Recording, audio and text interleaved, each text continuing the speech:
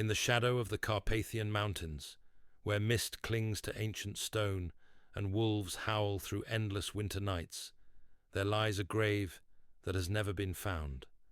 For over 500 years, historians, archaeologists, and treasure hunters have searched for the final resting place of one man. A man whose very name has become synonymous with terror. A man whose legacy spawned the most famous vampire in literary history. Yet the location of his body remains one of history's greatest unsolved mysteries. This is not the story of a fictional monster dwelling in a Gothic castle. This is the story of something far more terrifying. A real man whose cruelty was so legendary, whose methods so brutal, that they would echo through centuries and inspire nightmares across the world. This is the story of Vlad the Impaler, the historical figure who gave birth to Dracula. But here is what makes this story truly extraordinary.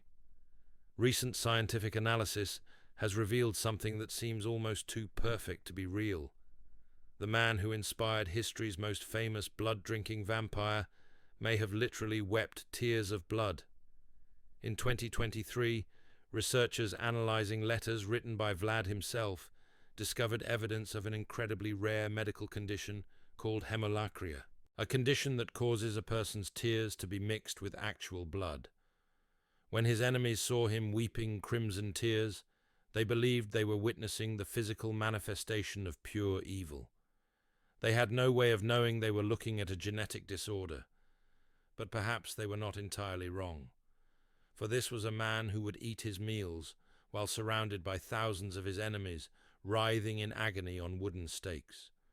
A man who turned psychological warfare into an art form so terrifying that it could cause entire armies to retreat in horror. Yet for all his infamy, for all the detailed records of his brutal reign, one mystery has persisted through the centuries. Where is he buried? The question has haunted researchers, because the answer holds the key to understanding not just the man, but the legend that grew from his grave. The story begins not with Vlad himself, but with his father, and a name that would become legendary for true origins of all the wrong reasons. To understand the Dracula legend, we must first understand what that name actually meant, and such profound why it carried significance in the medieval world. In 31, the fortress town of Sighișoara in Transylvania, a child was born who would be given a name that seemed to prophesy his destiny. He was Vlad, Kale after his father, but was his name family that would echo through history. Dracula of the Sun Dragon. This was not a name chosen for its sinister implications. It was, in fact, a mark of the highest honor. Vlad's father, known as Vlad II, or Vlad Dracul, had been inducted into one of the most prestigious chivalric orders of medieval Europe, the Order of the Dragon. Founded in 1408 by Sigismund of Luxembourg, who was both King of Hungary and later Holy Roman Emperor, the Order of the Dragon was far more than a ceremonial brotherhood. It was a military alliance created with a single, urgent purpose: to defend Christian Europe against the relentless expansion of the Ottoman Empire. The dragon was not a symbol of evil, but of power, protection, and divine authority. In medieval Christian symbolism, the dragon represented the strength needed to defend the faith against its enemies. Members of the order swore sacred oaths to fight the of Christianity, particularly enemies the Ottoman Turks who were steering Eastern Europe. When Conk Vlad II was inducted into this order, he took the title Dracul, meaning dragon in the OL, Vlad Thed Romanian language. His third would therefore son be known as Dracula, meaning of the dragon. Its son was a name that connected him directly to the holy war against Islam and marked him as the heir to a sacred mission. But language is a living thing, and meanings shift through the centuries like sand through an hourglass. By the time B. Risaram Stoker, washing his famous novel in the 1890s, the Romanian word Sindracul had undergone Easter transformation. It no longer meant dragon, it meant devil. This linguistic evolution from dragon to devil perfectly captures how Vlad's reputation would bed over, transform time. The defender of Christendom would become the embodiment of evil, the son of the dragon, would become the son of the devil, and this transformation was not accidental. It was the result of a childhood trauma so severe that it would shape not just one man, but the entire trajectory of European folklore. When Vlad was 11 years old, his father made a decision that would haunt the boy for the rest of his life. Facing pressure from the expanding Ottoman Empire, Vlad Dracula agreed to send hostages to the court, youngest of Sultan his two sons, Azmu Sekenrad Thed. This was not unusual in medieval diplomacy. Hostages were to secure political commonwealth agreements and ensure loyalty. But for Vlad, this diplomatic young necessity became a psychological catastrophe. He and his younger brother Radu were taken from their home in Christian Wallachia and delivered into of the Islamic, the heart world.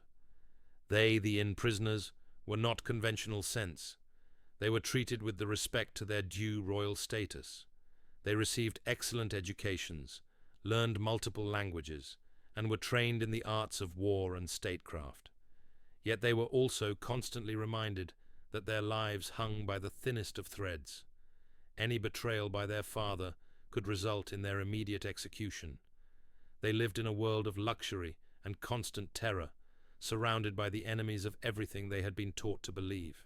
This experience would prove to be the crucible that forged Vlad's character. In the Ottoman court, he learned valuable lessons about power, politics, and the effective use of fear as a weapon. He observed how the Turks maintained control over their vast empire through a carefully calibrated system of rewards and punishments. He saw how public displays of violence could be used to send messages that would travel far beyond the immediate victims. Most importantly, he learned that survival in the medieval world required not just physical strength, but psychological warfare. The ability to inspire such terror in your enemies that they would defeat themselves before the battle even began.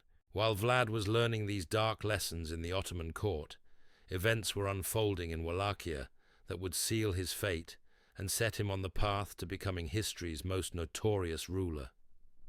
In 1447, John Hunyadi, the regent governor of Hungary and a fellow member of the Order of the Dragon, decided that Vlad's father had become too accommodating to the Turks. Hunyadi invaded Wallachia and orchestrated murder rated the brutal of both Vlad Dracula and his eldest son, Mircea. The details of their deaths were particularly gruesome. Vlad's father was assassinated, while his brother Mircea was reportedly buried alive by the Boyars, the powerful noble families who had grown tired of his rule. When news of these murders reached the Ottoman court, 16-year-old Vlad found himself in an impossible position. His father and eldest brother were dead, killed by fellow Christians who were supposed to be allies in the holy war against Islam. The very people who shared his membership in the Order of the Dragon had betrayed and murdered his family. This betrayal would fundamentally reshape Vlad's understanding of the world. He could trust no one completely. Christian or Muslim, ally or enemy, all were capable of the most brutal treachery. The idealistic young boy who had been sent as a hostage was gone, replaced by a calculating survivor who understood that power was the only protection against betrayal. The Ottomans, recognizing an opportunity, installed the teenage Vlad as the ruler of Wallachia in 1448. But this first reign would last only 2 months. The same Boyar families who had murdered his father and brother quickly drove him from power. He was forced to flee, beginning years of exile and political maneuvering that would teach him even more harsh lessons about the nature of power. During these years of exile, Vlad developed the worldview that would define his later reign. He came to believe that traditional medieval notions of honor, chivalry, and loyalty were dangerous illusions. The only thing that mattered was results. The only reliable tool of statecraft was fear. This philosophy would be put to the test when he finally reclaimed his throne in 1456. By then, he had spent years observing the political chaos that plagued Wallachia. The Boyar families played a deadly game of musical chairs with the throne, installing and deposing rulers based on their own narrow interests rather than the good of the country. Vlad understood that to break this cycle, he would need to do something unprecedented.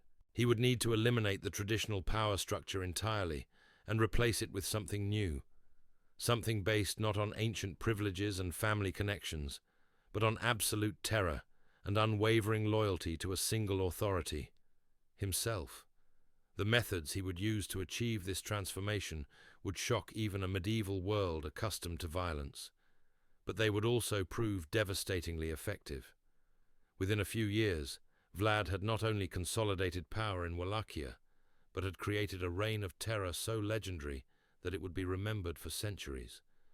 Yet even as he was building his fearsome reputation, the mystery of his ultimate fate was already being written. For a man who understood the power of psychological warfare better than anyone, Vlad would leave behind the greatest psychological puzzle of all, a missing grave that continues to haunt historians and fuel legends to this day.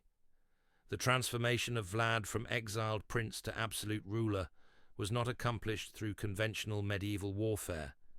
It required something far more calculated and infinitely more terrifying. When he finally secured his throne in 1456, Vlad faced the same problem that had plagued Wallachia for generations. The Boyar families who controlled the great estates and held hereditary positions of power viewed the prince not as their sovereign, but as a temporary inconvenience to be tolerated or eliminated as circumstances required. These noble families had grown rich and powerful by support sides against each other.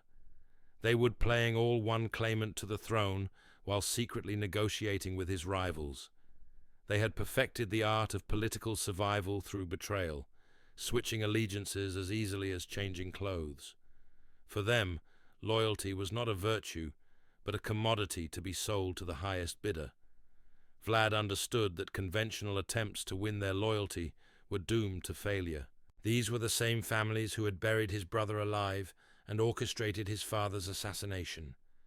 They had learned that princes came and went, but their power endured. What they had not anticipated was facing a ruler who had learned entirely different lessons about power during his years in Ottoman captivity. The young man who returned to claim his throne was not the idealistic prince they expected. This was someone who had been forged in the crucible of the Ottoman court, where he had witnessed the most sophisticated system of political control in the medieval world. He had seen how the Sultan maintained absolute authority over millions of subjects across 3 continents through a carefully orchestrated combination of reward and punishment, mercy and terror. Most importantly, he had learned that the most effective violence was not random brutality, but precisely calculated displays of power designed to send specific messages to specific audiences. Every execution, every punishment, every act of cruelty served a strategic purpose in maintaining control and deterring opposition. Vlad's opportunity to put these lessons into practice came during the Easter celebrations of 1457. The Boyar families, confident in their traditional privileges and secure in their belief that this new prince would prove as manageable as his predecessors, accepted his invitation to a grand feast at his court in Târgoviște. The timing was not accidental. Easter represented the most sacred holiday in the Christian calendar, a time of renewal, forgiveness, and celebration of Christ's triumph over death. It was precisely because of these associations that Vlad chose this moment to demonstrate that the old order was dead and that a new kind of ruler had taken power. As the 500 most powerful nobles in Wallachia gathered in his great hall, dressed in their finest robes and expecting an evening of courtly entertainment, Vlad posed a seemingly innocent question. He asked each of them how many princes they had witnessed during their lifetimes. The answers revealed the extent of the political chaos they had created. Some claimed to have seen 20 different rulers. Others boasted of having outlasted 30 or more princes. What they failed to understand was that Vlad was not making conversation. He was conducting a trial, and their answers were their confessions. Each number they proudly recited was evidence of their complicity in the endless cycle of political instability that had weakened Wallachia and made it vulnerable to foreign domination. When the last answer had been given, Vlad revealed the true purpose of the evening. These men and women represented everything that was wrong with the old system. They were parasites who had grown fat while the country suffered. They were traitors who had sold their loyalty to the highest bidder, regardless of the consequences their people. The youngest and strongest among them were immediately marched away under guard. They would not be executed, but they would wish they had been. Instead, they were forced to march 50 miles to the ruins of an old fortress at Poenari, high in the Carpathian Mountains. There, they would spend the remaining years of their lives rebuilding the castle that would become Vlad's most secure stronghold. They worked in the clothes they had worn to the Easter feast, their fine silk robes gradually disintegrating as they hauled stones and mixed mortar under the supervision of armed guards. Many died from exhaustion before the work was completed. Those who survived found themselves transformed from pampered aristocrats into broken laborers, their former lives of luxury nothing more than a fading memory. But for the older boyars, those too frail for hard labor, Vlad had reserved a different fate. They were taken outside the city walls, where a forest of wooden stakes had been prepared.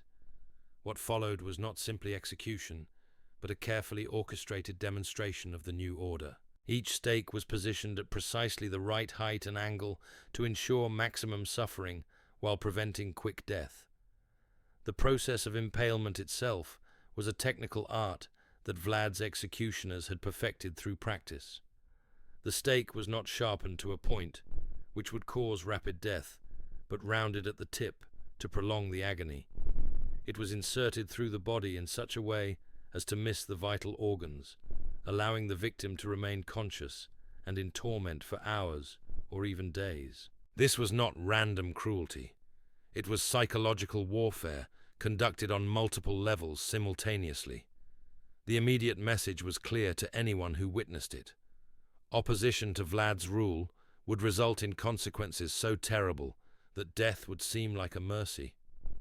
But there was a deeper message as well, one aimed at the fundamental assumptions that had governed medieval society for centuries. By choosing Easter for this massacre, Vlad was making a theological statement. He was demonstrating that he possessed the power of life and death, that he could violate even the most sacred conventions with impunity. The boyars had believed themselves protected by ancient traditions, family connections, and divine sanction. Vlad showed them that none of these things mattered when confronted with absolute power, backed by the willingness to use unlimited violence. The psychological impact of the Easter massacre extended far beyond the immediate victims. News of what had happened spread throughout Wallachia and beyond, carried by merchants, diplomats, and refugees who had witnessed the aftermath. The message was received exactly as Vlad intended. The old rules no longer applied. A new kind of ruler had emerged, one who would not be constrained by tradition, religion, or conventional morality. But the massacre also served a practical political purpose that would become the foundation of Vlad's power for the remainder of his reign. By eliminating the traditional aristocracy, he had created a vacuum that only he could fill. The complex web of family alliances, hereditary privileges, and ancient feuds that had dominated Wallachian politics for centuries was severed with a single stroke. In place of the old system, Vlad began constructing something entirely new. He promoted men from the merchant class and the lesser nobility, people who owed their positions entirely to his favor, and who understood that their continued prosperity depended on absolute loyalty. He created a new administrative system based on merit and competence, rather than birth and tradition. This transformation of Wallachian society was as revolutionary as it was brutal. For the first time in the country's history, a ruler had succeeded in breaking the power of the great families and establishing genuine central authority. The chaos and instability that had characterized the region for generations came to an abrupt end, replaced by an iron discipline that would make Wallachia one of the most effectively governed states in Eastern Europe. Yet even as he was consolidating his domestic power through terror, Vlad was preparing for an even greater challenge. The Ottoman Empire, which had shaped his childhood and taught him his most important lessons about statecraft, was preparing a final assault on the remaining Christian strongholds in the Balkans. The lessons he had learned in their court would soon be turned against his former captors in a conflict that would define his legacy for centuries to come. The war that would cement Vlad's reputation as history's most feared ruler began not with armies clashing on battlefields, but with a single diplomatic miscalculation that would unleash unprecedented horror upon the medieval world. In 1462, Sultan Mehmed II Mehmed, the conqueror of Constantinople, made what he believed would be a routine demand. He sent envoys to Wallachia, demanding tribute that the annual his predecessors had extracted from the principality for decades. But he also made a personal request that revealed either breathtaking or fundamental arrogance or a misunderstanding of the man he was dealing with. The Sultan demanded that Vlad appear personally in Constantinople to pay homage and renew his vassalage. This was the same court where Vlad had spent his childhood as a hostage, where he had learned that survival depended on careful observation of weakness and strength. Mehmed seemed to believe that the boy who had once been his prisoner would remain forever subservient to Ottoman authority. He could not have been more wrong. The man who received these demands was no longer the frightened child who had been torn from his home 15 years earlier. This was a ruler who had just demonstrated his absolute ruthlessness by eliminating an entire social class in a single night. More importantly, this was someone who understood Ottoman psychology better than perhaps any other Christian ruler of his time. Vlad's response would become the stuff of legend, though historians still debate whether it actually occurred or represents a later embellishment of his reputation. According to the most widely repeated account, when the Ottoman envoys appeared before his enthroned refused to remove their turbans as a sign of respect, claiming it was against their religious customs, Vlad ordered his guards to nail the turbans to their heads with iron spikes. Whether this specific incident occurred or not, it perfectly captures the message that Vlad intended to send. He was not merely rejecting Ottoman suzerainty. He was declaring that he understood their culture well enough to violate it in the most psychologically devastating way possible. The man who had been forced to study Islamic customs as a child was now using that knowledge as a weapon against his former captors. But symbolic gestures, however brutal, would not be enough to resist the full might of the Ottoman war machine.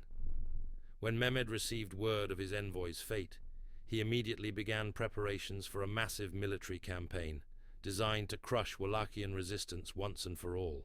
The force he assembled was staggering in its scope and ambition. Contemporary chroniclers estimated the Ottoman army at over 150,000 men, supported by the finest artillery in the medieval world and supplied by a logistical system that had conquered half of Europe and much of Asia. This was not merely a punitive expedition, but a full-scale invasion designed to eliminate the last significant Christian resistance in the Balkans.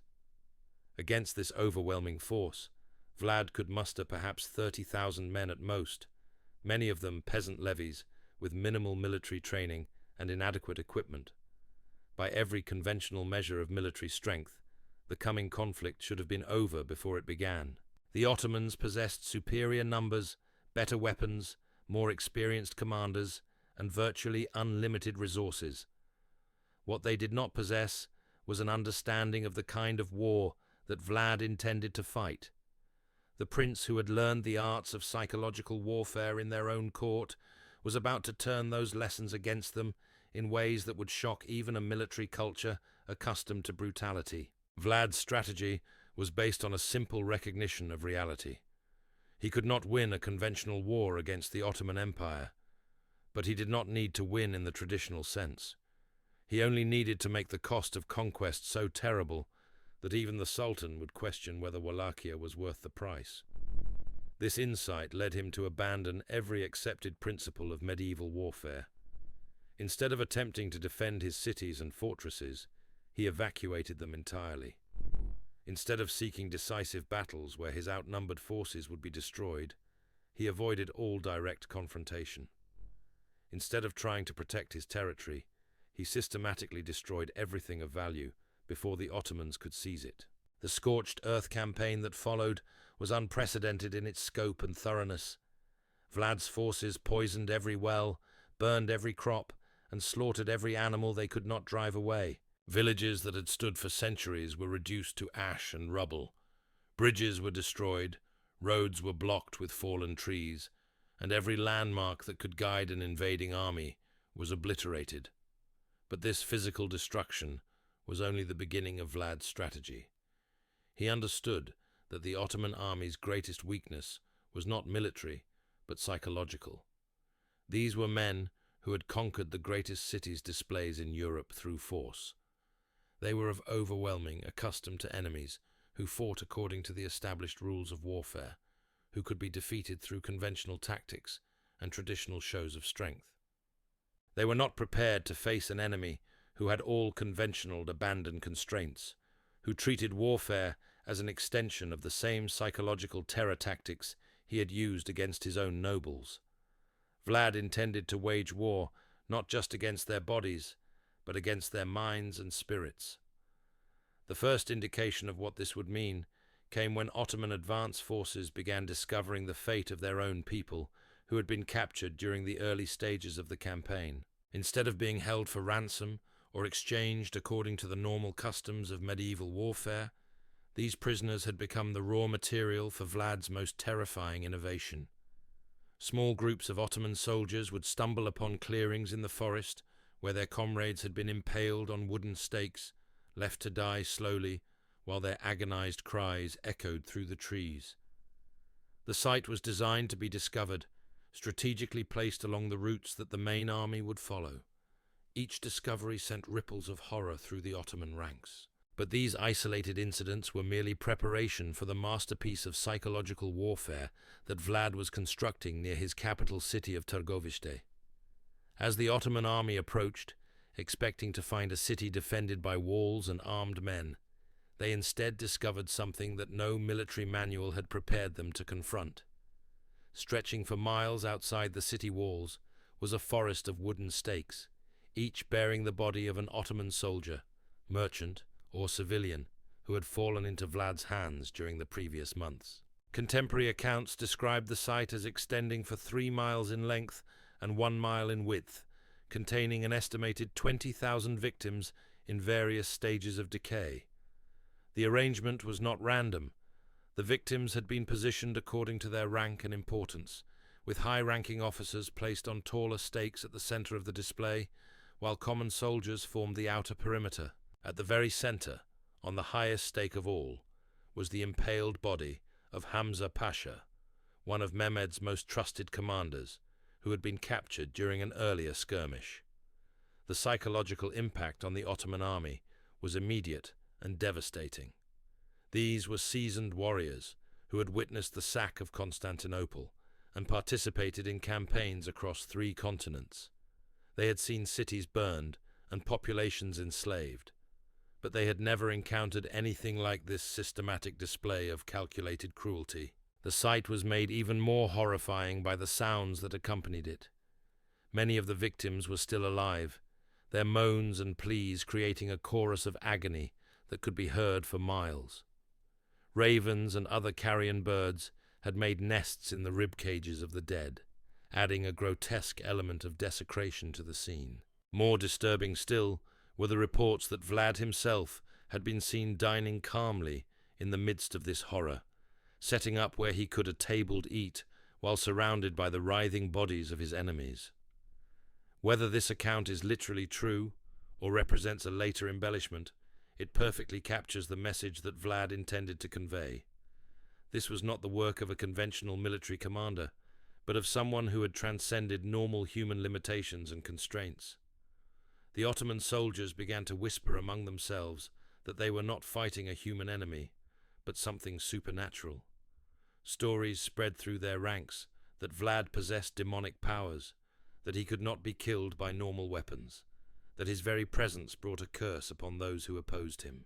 These whispers reached the ears of Sultan Mehmed himself, Dentley Expect, who had contrived to crush Wallachian resistance within a matter of weeks.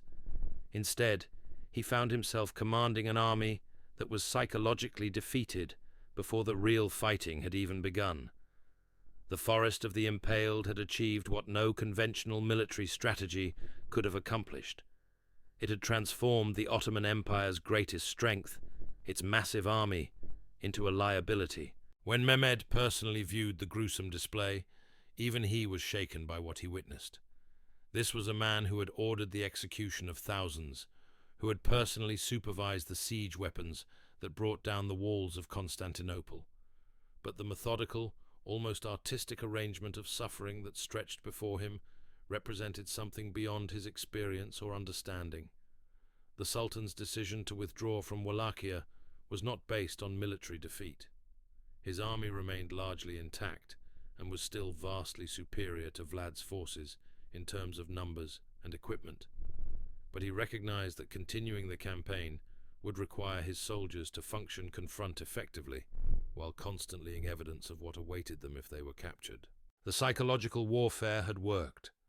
The Ottoman Empire, which had seemed on the verge of completing its conquest of the Balkans, retreated from a small principality ruled by a man whose only advantages were his willingness to embrace unlimited brutality and his deep understanding of human psychology. But Vlad's triumph would prove to be temporary. The very methods that had saved his kingdom from Ottoman conquest would ultimately contribute to his downfall. The reputation he had cultivated so carefully as a tool of psychological warfare would eventually make him too dangerous for his own allies to tolerate.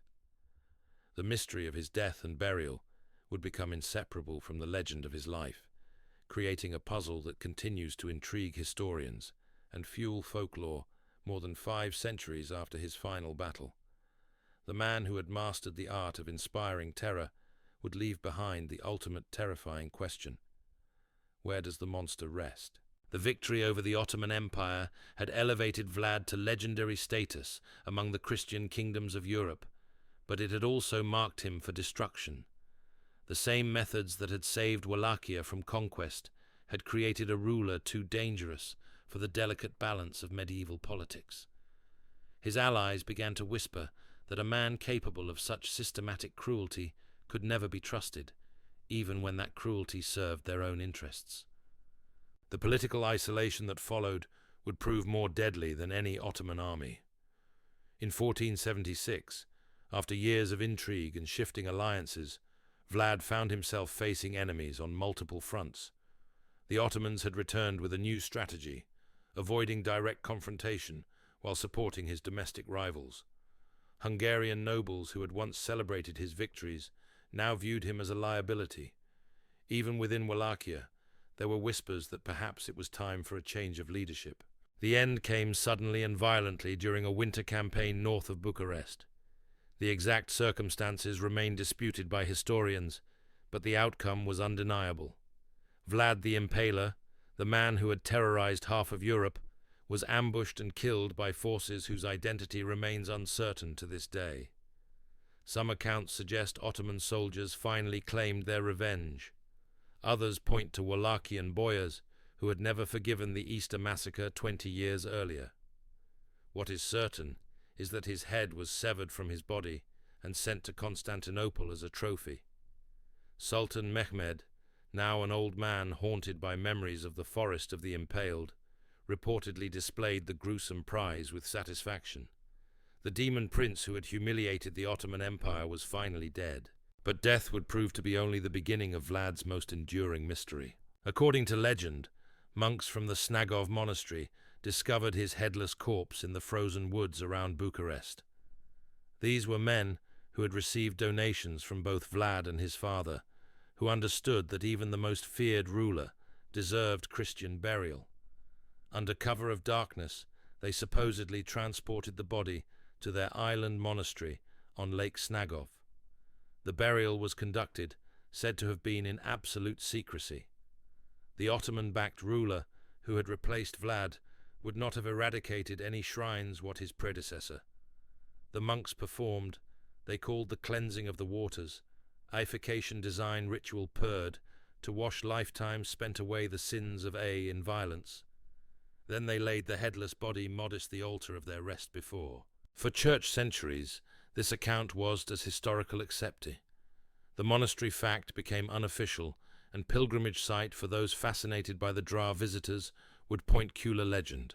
To a simple stone slab nearper, that the altar and wizit lay the remains of history beneath's most notorious ruler The story that everything demanded, a secret folklore, devout burial, and a final monk-sesting place, Shra 90 in mystery. But in 330 archaeologist D. Romania Ninu Rossetti decided to test the legend with scientific modernation methods. His excav of the supposed graved at a site yield discovery that would deepen than solve it. The mystery, rather, was tomb, where empty. Heya headless body of Vlad the Impaler should have been. Rossetti found only a few bones and some animal pottery fragments. The absence of human remains sparked decades of speculation and controversy. Had the body been moved at some point during the centuries? Had the original burial account been fabricated? Or had the archaeologists simply excavated in the wrong location? The empty grave raised more questions than it answered, transforming a historical mystery into something approaching supernatural folklore. Some researchers pointed to evidence discovered elsewhere in the monastery grounds during the same excavation. Near the south wall of the church, Rossetti had uncovered a second burial containing a headless body dressed in purple fabric, the color traditionally reserved for royalty. The corpse wore a ring and a buckle that could potentially be traced to Vlad's father, suggesting a connection to the princely family. This alternative burial site offered a tantalizing possibility. Perhaps the monks had initially buried Vlad before the altar, as the legend claimed, but later moved his remains during a reconstruction of the church. Historical records indicated that the original 15th century building had been demolished and rebuilt in the early 1600s by Prince Nego Basarab. The current structure that tourists visit today is not the church where Vlad would have been buried. The architectural timeline adds another layer of complexity to the burial mystery. If Vlad was indeed interred at Snagov, his grave would have been in a different building entirely. When that church was torn down, the monks would have faced a crucial decision about what to do with the remains of their most infamous resident. The discovery of the purple-clad body suggests they may have chosen to relocate him to a less prominent position within the new structure. Yet even this explanation fails to satisfy all the evidence. Other historians have proposed entirely different burial locations, base and political. Fed on geographical logic, Comana Monastery, located south of Bucharest, presents a compelling alternative theory. This fortress monastery was actually founded and built by Vlad himself in 1461, making it a more personal choice for a final resting place. The location also makes strategic sense. Vlad died in battle somewhere in the forests north of Bucharest, much closer to Comana than to the distant Snagov Island. For monks attempting a secret burial while avoiding detection by hostile political forces, the shorter journey would have presented fewer risks. Moreover, a burial at the monastery he personally founded would have carried symbolic significance that Snagov lacked. The Comana theory gains additional support from the broader of medieval pattern royal burials. Rulers typically chose their final resting places based on personal connections and political statements rather than convenience. The fact that Vlad had invested his own resources in building Comana suggests it hell-making special meaning for him, it a logical choice for interment, even if the circumstances of his death made elaborate funeral preparations impossible. However, the Comana monastery has never been thoroughly excavated using modern archaeological techniques. Unlike Snagov, where multiple investigations have yielded tantalizing but inconclusive results, Comana remains largely unexplored. This absence of archaeological evidence means the theory remains purely speculative, supported by logic and circumstantial evidence, but lacking the physical proof that would resolve the mystery definitively. The scientific revolution of the 21st century has added an entirely new dimension to the search for Vlad's grave. The same techniques that revealed his rare medical condition through analysis of his letters could potentially identify his remains if they were ever discovered. Modern forensic archaeology, DNA analysis, and advanced dating methods could provide conclusive identification where previous generations of researchers could only speculate. But these advanced techniques require something to analyze, and that fundamental requirement brings us back to the central mystery. Where is body? The technological capability exists to solve the puzzle definitively, but only if the physical remains can be located. Until that happens, Vlad the Impaler's final resting place remains one of archaeology's most tantalizing unsolved cases. The mystery has taken on a life of its own, becoming part of the broader cultural phenomenon that surrounds the historical figure. Tourist guides at both Snagov and Kamana monasteries continue to present their respective burial claims with equal confidence. Local legends have evolved to incorporate elements of both scientific discovery and supernatural speculation grave. The missing has become almost as famous as the man it supposedly contains. Some researchers have suggested that the burial mystery reflects something deeper about Vlad's historical legacy. A ruler who spent his life manipulating symbols and psychological impressions may have arranged for his own death and burial to perpetuate the legend he had worked so carefully to construct. The missing body becomes the ultimate psychological weapon, ensuring that his enemies could never be entirely certain he was truly gone. This interpretation transforms the burial mystery from a simple historical puzzle into a final demonstration of Vlad's mastery of fear and uncertainty. Even in death, he continues to unsettle and disturb those who encounter his story. The empty grave at Snagov functions as a kind of supernatural calling card, a reminder that some mysteries are designed to remain unsolved. The connection between the historical mystery and its fictional offspring becomes particularly relevant here. Bram Stoker's Dracula draws much of its power from the uncertainty surrounding death and burial. The vampire's ability to rest in consecrated ground, to move between multiple burial sites, and to remain undead despite apparent destruction, all echo the real-world confusion surrounding Vlad's final resting place. Whether Stoker was consciously inspired by the burial mystery or simply drew upon the broader folklore that had grown up around it, the parallels are striking. Both the historical Vlad and the fictional Dracula remain elusive even in death, their graves serving as focal points for continued speculation and fear. The missing body becomes a symbol of power that transcends normal human limitations. The search for Vlad's grave continues to attract researchers, treasure hunters, and curiosity seekers from around the world. Each new archaeological technique offers the possibility of finally solving the mystery. Ground-penetrating radar has been used to survey both monastery sites. Advanced dating methods have been applied to artifacts discovered in previous excavations.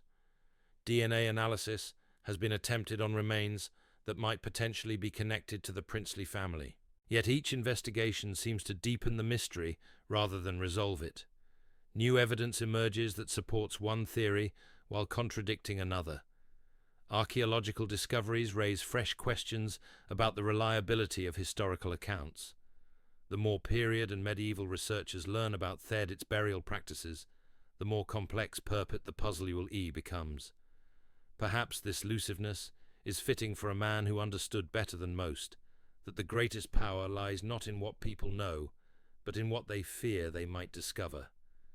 The legacy built Vlad the Impaler create on uncertainty and terror. His missing grave ensures that both elements of his reputation remain intact more than 5 centuries after his death. The man who wept tears of blood, who dined among forests of impaled enemies, who turned psychological warfare into an art form, continues to exercise power from beyond the grave through the simple fact that no one knows where that grave might be. It is perhaps the most fitting monument to a ruler whose greatest weapon was always imagination the human's capacity for fear. In the shadow of the Carpathian Mountains, where mist still clings to ancient stone and wolves still howl through winter nights, the search continues. Somewhere in that haunted landscape lies the answer to one of history's greatest mysteries. But until that answer is found, Vlad the Impaler remains what he always was, a figure more terrifying in uncertainty of legend than he could ever be in the clarity of historical fact. The mystery of Vlad's missing grave would prove to be just the beginning of his posthumous transformation from historical figure to cultural phenomenon.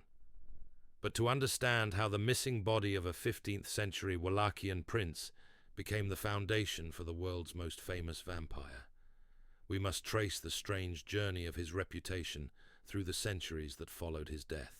The first transformation began almost immediately after his demise. Within months of Vlad's death in 1476, German printing presses were churning out pamphlets that bore little resemblance to historical fact. These crude woodcut illustrations depicted scenes of impossible brutality, with Vlad portrayed as a demon in human form who tortured his victims for pure sadistic pleasure.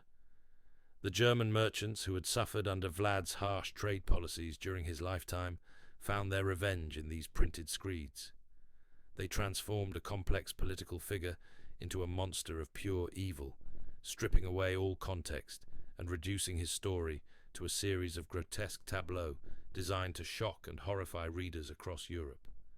The pamphlets sold like wildfire in the growing cities of the Holy Roman Empire, establishing the template for how Vlad would be remembered by Western Europe for centuries to come. But the German propaganda represented only one stream of the legend's evolution. In the Orthodox Christian kingdoms of Eastern Europe, a completely different narrative was taking shape. Here, Vlad was not remembered as a sadistic tyrant, but as a heroic defender of Christendom who had sacrificed everything to hold back the Islamic tide. Romanian folk songs preserved stories of his justice, his protection of the common people, and his defiance of overwhelming odds. This dual reputation created a fascinating paradox. The same historical figure was simultaneously being celebrated as a hero and condemned as a monster, depending on which cultural lens was being applied to his legacy. The missing grave became a perfect metaphor for this divided memory. Without physical remains to anchor the historical record, Vlad's reputation was free to evolve in radically different directions. The Orthodox tradition stories emphasized that had been largely ignored by the German pamphleteers. They told of Vlad's efforts to eliminate corruption among his own officials, his harsh but effective measures to ensure the safety of travelers on Wallachian roads, and his policies that favored common merchants over wealthy foreign traders. In these accounts, his brutality was not mindless sadism, but calculated justice, designed to protect the weak from the predations of the powerful. These competing narratives reflected broader cultural tensions that were reshaping European society in the aftermath of the Ottoman conquests. For German merchants and Hungarian nobles, Vlad represented the dangerous unpredictability of Eastern European politics, where traditional feudal relationships had been disrupted by constant warfare. For Romanian peasants and Orthodox clerics, he embodied resistance to foreign domination and the preservation of Christian identity against Islamic expansion. The printing revolution that spread these stories also began to standardize them, creating what we might recognize today as the first mass media phenomenon-built figure. The most around a historical successful pamphlets were reprinted dozens of times, their woodcut illustrations copied and modified to suit different markets. Each reproduction introduced small changes and embellishments, gradually transforming the historical Vlad into something approaching a fictional character. By the early 16th century, these printed accounts had begun to influence each other in complex ways. German editors would incorporate elements from Orthodox folk traditions to make their stories more exotic and compelling. Romanian chroniclers would adopt details from German pamphlets to emphasize the fearsome reputation of their national hero. The historical figure was disappearing beneath layers of literary embellishment and cultural interpretation. The missing grave played a crucial role in this process of mythologization. Without a confirmed burial site, there was no physical anchor for the historical record. Pilgrims could not visit his tomb to separate fact from fiction. Scholars could not examine his remains to confirm or refute the medical claims made about his appearance and condition. The absence of definitive physical evidence left his reputation entirely in the hands of storytellers and propagandists. This situation was further complicated by the political instability that continued to plague the regions where Vlad had ruled. Wallachia changed hands repeatedly in the centuries following his death, with each new regime bringing its own interpretation of his legacy. Ottoman administrators portrayed him as a rebel who had justly been punished for his crimes. Hungarian nobles emphasized his treachery and unreliability. Romanian boyars who had survived his purges whispered stories of his cruelty to justify their own collaboration with foreign powers. The cumulative effect of these competing narratives was to transform Vlad from a historical figure into something resembling a mythological character. Like the heroes of ancient legends, his story could be adapted to serve different moral and political purposes depending on the needs of the storyteller. The missing grave ensured that no inconvenient physical evidence could interfere with these creative interpretations. By the 17th century, the legend had spread far beyond the borders of Eastern Europe. English travelers brought back tales of the terrible Wallachian prince, while French chroniclers included his story in collections of historical curiosities. Each cultural transmission added new elements and interpretations, gradually moving the narrative further away from its historical origins. The scientific revolution of the 18th century brought new approaches to understanding the past, but these rational methods struggled to penetrate the layers of legend that had accumulated around Vlad's memory. Enlightenment scholars attempted to separate fact from fiction in the historical record, but they lacked access to reliable primary sources. Most of their information came from the same German pamphlets and folk traditions that had been embellishing his story for centuries. This scholarly frustration with the unreliable source material inadvertently contributed to the legend's continued evolution. Unable to establish definitive historical began facts, researchers to focus on the psychological and cultural significance of the stories themselves. They analyzed what the legend revealed about medieval attitudes toward power, justice, and religious conflict. This shift in emphasis further abstracted Vlad from his historical context, transforming him into a symbol rather than a person. The Romantic movement of the 19th century proved to be the crucial catalyst that would finally transform the historical Vlad into the literary Dracula. Romantic writers were fascinated by the Gothic potential of medieval Eastern Europe, with its mysterious castles, ancient forests, and complex religious conflicts. The Vlad legend offered all of these elements in abundance, along with the additional appeal of historical authenticity. But it was the missing grave that provided the final ingredient necessary for the vampire transformation. The uncertainty surrounding his death and burial created exactly the kind of ambiguity that Gothic literature required. A character whose fate remained mysterious could be imagined as existing in the liminal space between life and death that tomb vampires inhabited. The empty at Snagov became, in literary terms, the perfect breeding ground for supernatural speculation. The cultural conditions were now perfectly aligned for the emergence of Bram Stoker's masterpiece. The historical Vlad had been transformed through centuries of storytelling into a figure of pure Gothic terror. His missing grave had created an aura of supernatural mystery.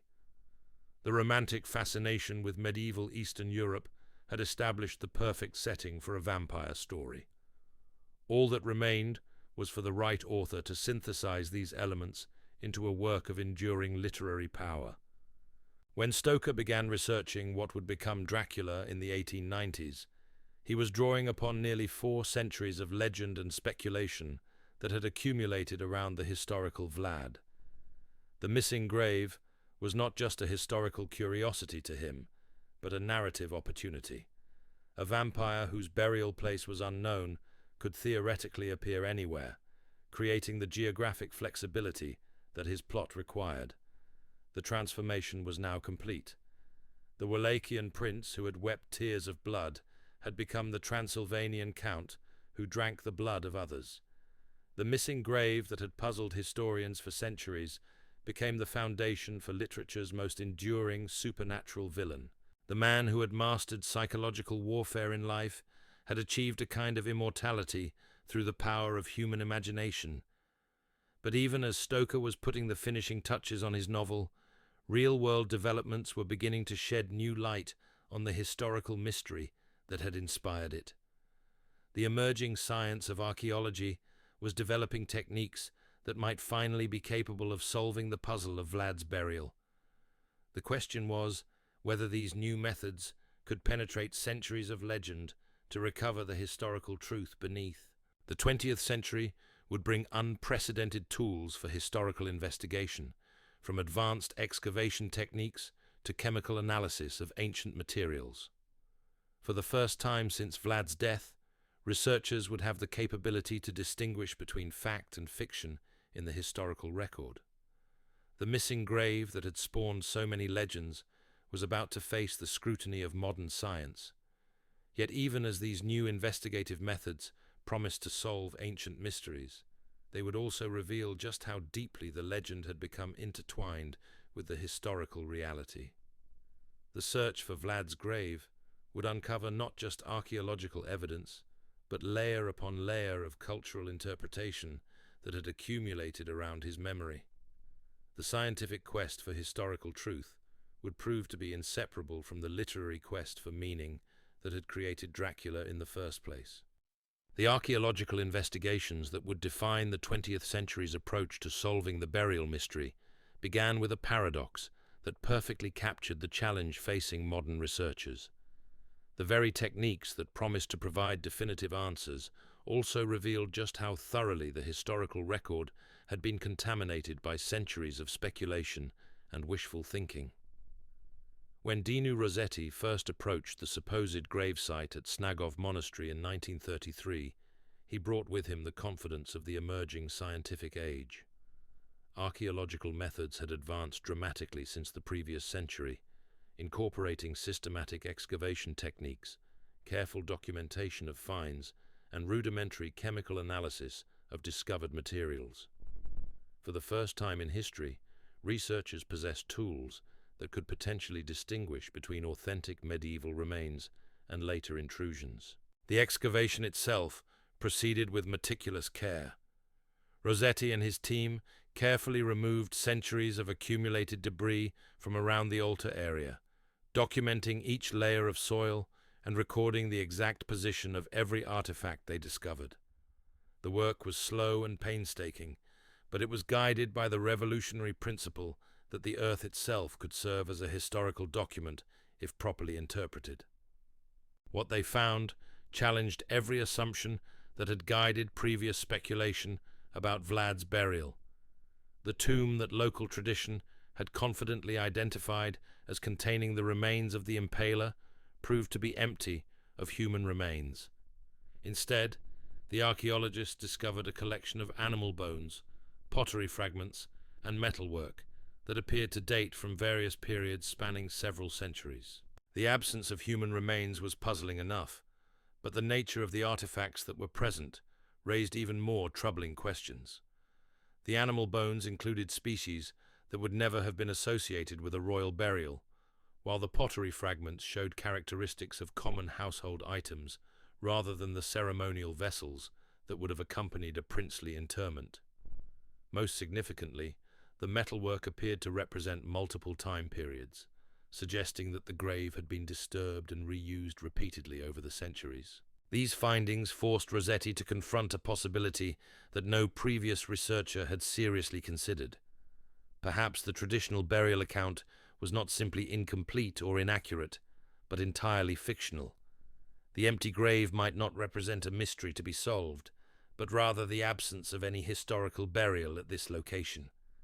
The legend of Vlad's interment at Snagov could be nothing more than a later invention, created by monks seeking to enhance their monastery's prestige by claiming association with the famous prince. Yet even as this disturbing possibility emerged, the excavation yielded evidence that seemed to support elements of the traditional account. The discovery of the headless body dressed in purple fabric suggested that someone of royal status had indeed been buried at the monastery, even if not in the location specified by the legend. The ring and buckle that could potentially be traced to Vlad's family indicated connections to the princely dynasty that ruled Wallachia during his lifetime. The purple fabric itself provided particularly intriguing evidence. Chemical analysis of the dye revealed that it was indeed the expensive Tyrian purple traditionally reserved for royalty, suggesting that whoever wore these garments possessed significant wealth and status. The preservation of organic materials in the monastery's soil conditions was remarkable, allowing researchers to examine textile evidence that would normally have decomposed centuries earlier. But the most compelling aspect of this alternative burial was its location within the monastery grounds. The body had been interred along the south wall of the church, a position that carried specific religious and social significance in medieval Orthodox burial practices. This was not a location chosen randomly, but one that reflected careful consideration of the deceased's status and the circumstances of their death. Orthodox tradition held that burial along the church's south wall was appropriate for individuals whose earthly lives had been marked by violence or controversy, but who had achieved spiritual redemption through proper death rites and Christian burial. The positioning suggested recognition of both the deceased's worldly power and the problematic nature of how that power had been exercised. It was exactly the kind of compromise solution that medieval monks might have chosen when dealing with the remains of a ruler as complex and controversial as Vlad the Impaler. The architectural evidence uncovered during the excavation added another layer of complexity to the burial mystery. Rossetti's careful analysis of the church's foundations revealed clear evidence of multiple construction phases, confirming historical accounts that the current structure had been built upon the ruins of an earlier church, original 5th. The 10th century building where Vlad would have been buried had indeed been demolished and rebuilt during the early 16th century. This architectural timeline provided a plausible explanation for the confusing burial evidence. If Vlad had originally been interred before the altar of the first church, his remains would have been disturbed when that building was demolished. The monks overseeing the reconstruction would have faced the delicate task of relocating the controversial prince's remains to an appropriate location within the new structure. The decision to move him from the prominent position before the altar to the more discreet location along the south wall would have reflected changing political circumstances. By the early 1600s, the Ottoman Empire had consolidated its control over Wallachia, making public veneration of an anti-Ottoman hero politically dangerous. The monks would have needed to balance their religious obligations to provide proper burial with the practical necessity of avoiding unwanted attention from hostile authorities. Yet even this carefully reasoned explanation struggled to account for all the archaeological evidence. The complete absence of remains in the original tomb location suggested either remarkably thorough removal or the possibility that no burial had ever taken place there at all. Medieval reburials, even when conducted with great care, typically left some trace of their original interments. Bone fragments, textile remnants, or metalwork would normally survive even the most comprehensive relocation efforts. The scientific analysis of soil samples from both burial locations provided additional puzzles rather than clear answers. Chemical tests, designed to detect the presence of decomposed organic matter, yielded inconclusive results. Some areas showed elevated levels of compounds associated with human decomposition, while others displayed chemical signatures more consistent with animal remains or general organic decay from various sources. Carbon dating of the few organic materials discovered in both locations produced dates spanning several centuries, making it impossible to associate any specific finds with Vlad's death in 1476. The monastery's long history as an active religious site meant that numerous burials and reburials had taken place over the centuries, creating a complex archaeological palimpsest that defied simple interpretation. The investigation's inconclusive results reflected a broader challenge facing historians attempting to separate fact from legend in medieval sources. The written records describing Vlad's burial were all composed decades or centuries after the events they purported to describe. None could claim eyewitness accounts authority of contemporary, and all showed clear evidence of legendary embellishment designed to enhance the dramatic impact of the story. The monks who supposedly conducted the secret burial would have had compelling absolute reasons to maintain discretion about their actions. Any written record of the interment would have created dangerous evidence that could be used against them by hostile political authorities. The absence of contemporary documentation was not necessarily evidence that the burial never occurred, but rather proof of the dangerous political circumstances surrounding Vlad's death and its aftermath. This recognition led researchers to reconsider the entire methodological approach to solving the burial mystery. Traditional archaeological techniques, no inadequate to matter how sophisticated, were proving untangle the complex web of historical fact, political propaganda, and legendary embellishment that surrounded the question of Vlad's final resting place. New approaches would be needed, drawing upon advances in forensic science, chemical analysis, and DNA testing that were only beginning to emerge in the late 20th century. The development of advanced forensic techniques offered unprecedented possibilities for resolving historical mysteries that had previously been considered unsolvable. DNA analysis, in particular, promised to provide definitive identification of human remains, even when other forms of evidence were ambiguous or contradictory. For the first time, researchers could potentially prove or disprove claimed connections between discovered remains and specific historical figures.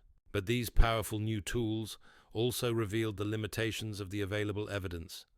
DNA testing required well-preserved organic material, and the acidic soil conditions at many potential burial sites had destroyed most genetic material over the centuries. Even when testable samples could be recovered, the absence of confirmed DNA from Vlad's verified descendants made definitive identification extremely difficult. The search for comparative DNA samples led researchers into genealogical investigations that were nearly as complex as the original burial mystery. Vlad's known descendants had scattered across Europe in the centuries following his death, intermarrying with noble families from multiple countries and often changing their names to distance themselves from their controversial ancestor. Tracing these family lines with sufficient accuracy to establish reliable genetic baselines proved to be a monumental undertaking. Moreover, the political sensitivities surrounding Vlad's legacy complicated efforts to obtain DNA samples from potential descendants. Many families preferred not to advertise their connection to history's most notorious ruler, while others made competing claims to lineage that could not be verified through historical records. The scientific quest for genetic evidence became entangled with issues of family pride, national identity, and commercial exploitation of the Dracula legend. The emergence of ground-penetrating radar and other non-invasive archaeological techniques offered new possibilities for investigating potential burial sites without the need for extensive excavation. These methods could detect subsurface anomalies that might indicate the presence of graves, burial chambers, or architectural features related to medieval interments. For the first time, researchers could survey large areas systematically, searching for patterns that might reveal previously unknown burial locations. Initial surveys at both Snagov and Kamana monasteries yielded intriguing results that seemed to support elements of both competing theories about Vlad's burial. At Snagov, radar surveys detected subsurface chambers and architectural features that had not been discovered during previous excavations. Some of these anomalies appeared to be located beneath areas that had never been systematically investigated, raising the possibility that important evidence had been overlooked by earlier researchers. The Kamana surveys revealed an even more complex picture of the monastery's archaeological potential. The site showed evidence of multiple construction phases and extensive underground structures that could potentially house burial chambers dating to Vlad's era. The monastery's location on elevated ground had provided better preservation conditions than the marshy environment around Snagov, increasing the likelihood that organic materials might have survived in testable condition. But the non-invasive surveys also demonstrated the limitations of remote sensing techniques when applied to historically complex sites. Both monasteries showed evidence of centuries of construction, renovation, and modification that had created underground environments of extraordinary complexity. Distinguishing between medieval burial chambers and later construction features required careful correlation with historical records and architectural analysis. And so we return to where we began, standing in the shadow of the Carpathian Mountains, where mist still clings to ancient stone, and the search for one man's grave continues to haunt the modern world. Vlad the Impaler, the prince who wept tears of blood, who transformed psychological warfare into an art of terror, who defied the greatest empire of his age through sheer force of will and calculated brutality, remains as elusive in death as he was formidable in life. His missing grave has become perhaps the most fitting monument to a ruler whose greatest weapon was always the human capacity for fear and uncertainty. The empty tomb at Snagov, the unexplored chambers at Kamana, the layers of legend that have accumulated over 5 centuries, all serve as reminders that some mysteries are designed to endure, that some questions are more powerful than their answers. In seeking the grave of Dracula's inspiration, we discover that the real monster was never the fictional count who haunted Victorian nightmares, but the historical prince whose legacy refuses to rest in peace.